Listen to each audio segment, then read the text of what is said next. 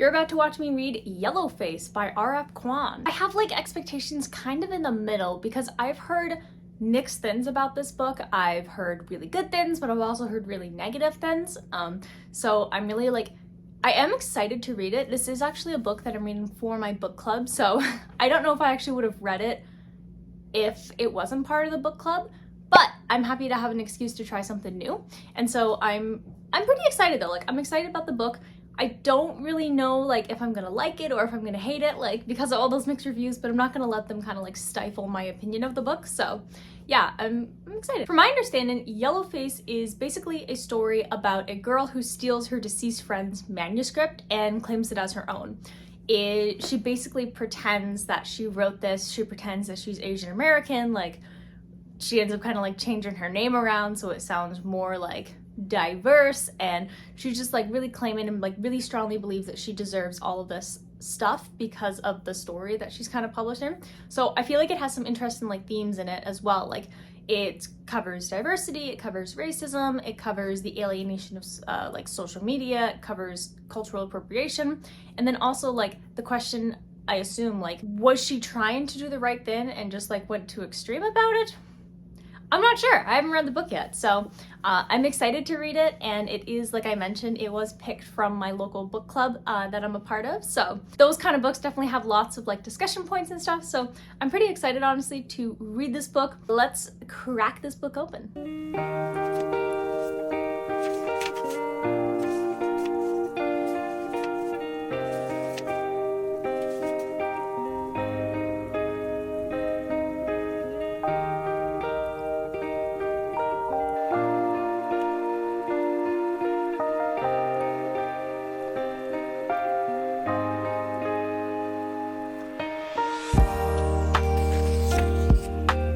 So I'm a little bit more than 100 pages into Yellowface, and here are my thoughts so far. June is so awful. This is one of those rare occasions though that when you read a book and the main character is just so insufferable, but you can't stop reading because it's just a dumpster fire.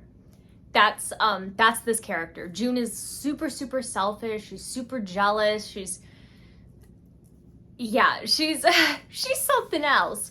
She's also a super unreliable narrator, so that makes this really fun because you see everything from her perspective, but her perspective is very self-focused and very kind of exaggerated and abstract. And so you'll see you can even just guess when she says stuff, you're I don't think that's actually what that is, June, but okay, keep going, I guess. So I'm interested to see how she's gonna continue to, I don't even know how to describe it. It's just a dumpster fire of a character. But the book, I don't want to say, I'm not saying the book's a dumpster fire. No. The book is really good. The book is so well written. R.F. Kuang is really flexing her writing muscles here. I read Poppy War, and these are completely drastically different books, but she does it so well. Yellowface, it's in a way, it's a little satire-y, it's funny, it's serious at the same time, but it's in the modern world. Poppy War was not. Poppy War was very war-focused, and there were a bunch of different complex characters, and there was kind of fantasy magic and stuff going on in there. So the fact that this author is able to write two completely different genres and still have that high quality, it's so impressive. What's also interesting, before I started reading, I thought that she stole the book from a friend. She didn't actually see Athena as her friend. She actually resented her. She hated her. She had imaginations of killing her, and she would purposely say things to make sure Athena was upset or uncomfortable. She was a horrible friend. But from Athena's perspective, this is her best friend, somebody she always wants to hang out with and talk to, and Athena did not have many friends at all. And so it's just so interested to see just kind of that dynamic where Athena's oh, you're so great and everything, and then you get June's perspective, and she's I hate this woman so much, every single thing she does is because she wants to be in the spotlight, and she's just so jealous, and it's it's really uncomfortable. But that's what this book is. It's supposed to make you uncomfortable, but in a way that you actually just want to keep on reading more. And there are already so many instances where June just doesn't understand the importance of the source material, and obviously the whole illegal theft going on, yeah, but basically she steals Athena's manuscript right after Athena dies. Like she like chokes on a pancake batter, and like it's very strange how that happened.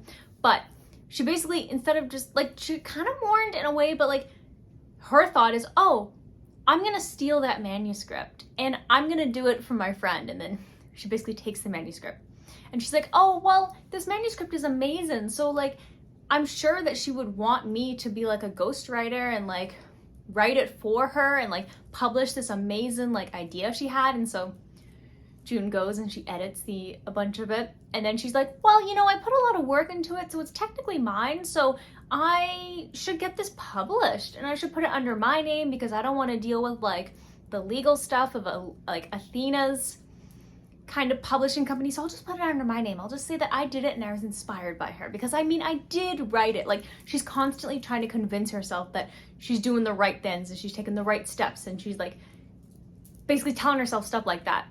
And so now that the book is published, she's like facing backlash, but also like positivity, and like people are asking her tough questions, and it's like, what gives you the right to write a story like this?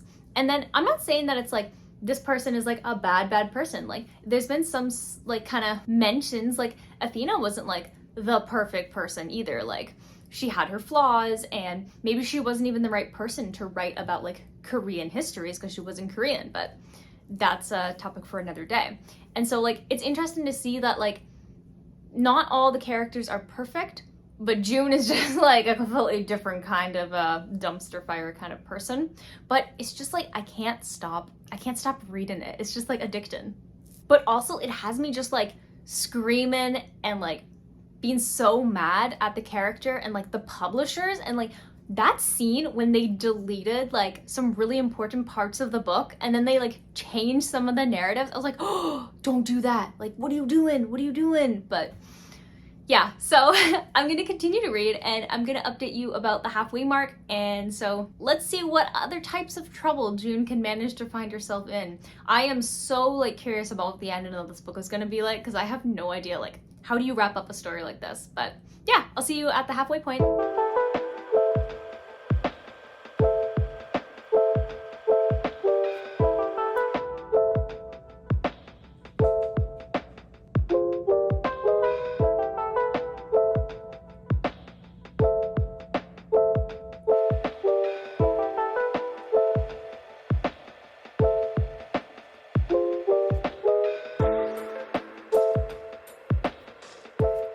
So I'm a little bit more than halfway through Yellowface now. I didn't realize like how quickly I was already like going through the book. So I was like, oh wait, I gotta update you. Like, I gotta tell you what's going on in this book. So somebody in the book made a Twitter account called Athena Liu's Ghost and basically pretended to be her and was like, Juniper stole my manuscript. And like, this started off like, this sent a huge chain reaction, because anybody who's ever been on Twitter, now known as X, has seen kind of how it snowballs, and just like there's like no proof or anything to back it up, even though we as like readers, like we know that Juniper did steal it.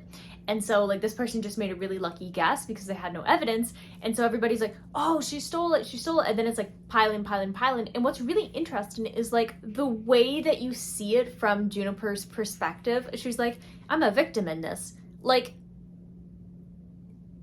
if she didn't steal it, then yes, but because she stole it, not really. Like, she did do what they're claiming she did. But it's also interesting to see just like how overwhelming social media can be. I mean, like, we've seen a lot of like YouTubers and famous influencers and stuff, and just kind of like how that can snowball and become so overwhelming, but like from the perspective of the person who's being harassed online. So I thought that was interesting to be able to see it, especially like the reality of it, where it's like people are always like, oh, if someone's saying something mean about you, like just ignore it or deactivate your account. But it's not that easy. Like, you want to know, you want to reread those comments, you want to reread like what people are saying. When you're not looking at it, it stresses you out more because you're like, what are they saying? Like, what's happening now? And so Juniper kind of went through that. And so, especially because like she is guilty, so it's kind of like even worse for her because like she did this bad thing, and now everyone is, but what makes it like so twisty is she's claiming that she didn't do it. And so she's like, no, I didn't do it. Yeah, it's, there's a lot going on. I say I'm really enjoying this book, as you can tell. It's such an easy read, but it's also like an uncomfortable read, which I mentioned already, but like it's just like I'm just like going through the pages, like it's just like fast paced. That's what it is. And so I look forward to see like where it's gonna go now, because like we kind of have the social media aspect, we have like the theft aspect, but now like because of like where we are, I imagine we're gonna start to get to some kind of conclusion. But what does a conclusion for this kind of book even look like? I don't know, but I will see you either like really like more towards the end or when I finish the book, and I'll update you then, but without spoilers, of course.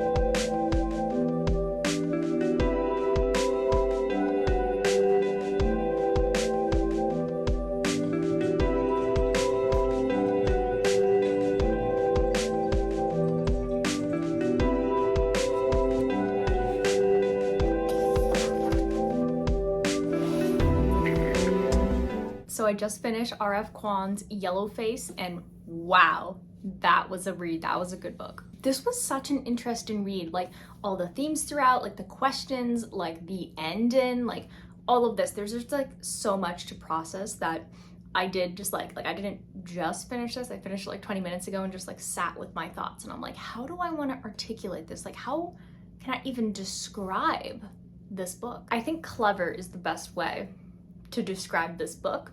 And it's really interesting as well because like the book makes you really anxious. Like the main character is super anxious about stuff, and R.F. Kuang can really write realistic anxiety, and it's like the whole time you're just like anxious and uncomfortable as you're like reading it, and you're like you don't want June to succeed. Like usually when it comes to like a main character, you're always like, oh yeah, like I want this person to have like a really great end and I want everything to be resolved, but that's not really the case for this book. And I think that's what makes it so unique. Like you don't want June, like you want June to get caught, you want her to face like the repercussions of like her actions and all that. And as you follow along, like she's so unreliable, like there's a lot of like microaggressions, there's a lot of selfishness, and just like, yeah, all throughout of the book. And you're like, oh wow, like she's yeah, okay. And then once you get to the end, and like,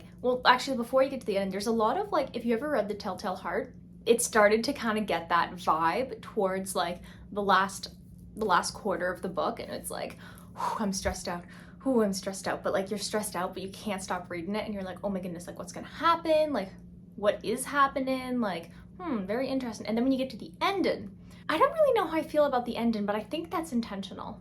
I feel like part of it is like June didn't really learn, and the desperate actions that she will continue to take, as well as like social media played a really big part in this book. Like, yeah, June was in the wrong, but those people, they didn't really have any evidence or anything, and so they were just constantly like cyberbullying her. So like she was in a way a victim, but also she wasn't at the same time. And so the book makes you like question everything, especially the fact that like this book touches on very like sensitive topics. Like, can somebody who's in this case not Chinese, can she write a book about Chinese history? Like, or is she kind of taking away that opportunity from people who actually are Chinese? And what makes it interesting is that this book is written by R.F. Kuang, who is Chinese, but she's writing it from the perspective of like a Caucasian woman. So it's like the book itself is talking about stuff, and it's also like, it feels really well thought out. And like, it's like, I don't have answers, but it's really good to just kind of like think about these things.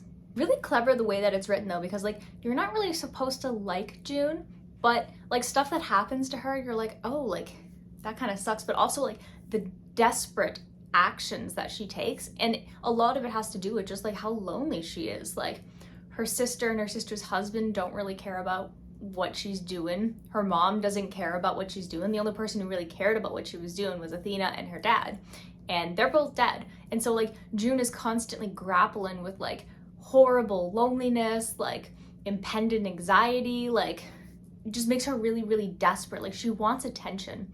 And I think that that's like how, it's not it's not exactly either that like that was her intent at the beginning, like that's how it kind of all spiraled, but it's because of just like how lonely she was. She's like, I just want attention. Like she just didn't have attention. And so just when she started to finally feel like the whole world loves her, like everybody's like, oh, you're amazing, like congratulations, like we love your book, like it kind of just like fueled that missing part of her. And like you kind of see her spiral out of control when like stuff doesn't kind of go the way that it's supposed to. And I just thought it was really fascinating. It was a really fascinating read. Like just, it was just so smart. It was so smart. And the more I sit back and like think about this book and try to like articulate it in words, the more I'm like, I'm happy with that ending. Like it's not supposed to be the ending you think it's gonna be, because that's not real life. And I think this just, it's such a smart book. And like, you know, you just, when you don't have words, but like you feel the vibes. Yeah, so hopefully you can see just from like the lack of words that I have for this like masterpiece that it may want you to pick it up, because it's really good. It's not something I would have picked up, and I'm so happy that my book club like recommended this as like the book that we're reading for March. And I'm like, sure, I guess I'll pick it up. Like it was like lower on my list because usually like I'm like a fantasy romance, occasional thriller mystery person, and so this is like completely outside of like my usual reading, but whew, this was worth it. This was so good. So I'm sure you can guess, I'm definitely giving Yellowface 5 stars. At first I was thinking maybe giving it 4.5, but the more I digest this book, like just on my own, just like not talking about it, just thinking about it, the more I'm like, wow, just wow, this book was amazing. And also the fact that June doesn't realize she's really doing anything wrong is just so fascinating. And then like how she's randomly just like really racist, or like just the way she sees like other cultures and the way that she talks to people, it's like, she needs to realize. And so, especially that line when she sees like Diana and she's like, you people, and it's like, whoa, June, stop that. That's not appropriate. But yeah, I just thought it was really fascinating and uncomfortable, and it's just so good. So I'm still waiting for Edge Dancer to come in the mail. That's by Brandon Sanderson. It's the novella I've been waiting to read while I'm reading the Stormlight Archive series. So in the meantime, while I'm waiting for that, I'm going to be reading Listen for the Lie by Anne Tintera. So if you're interested in watching me read Listen for the Lie and or Edge Dancer by Brandon Sanderson, the novella of the Stormlight Archive series that I'm reading, definitely hit subscribe if you haven't already and turn on the bell notification. That way you get notified anytime a new video comes out. If you enjoyed this video and if you enjoyed Yellowface, definitely hit the like button and let me know your thoughts about it, because this is such like an interesting book. I just want to hear people's thoughts. I love it. I've been on Reddit already just like looking around like, what are people saying about this book? But yeah, so with that, I'll see you in the next video. Bye.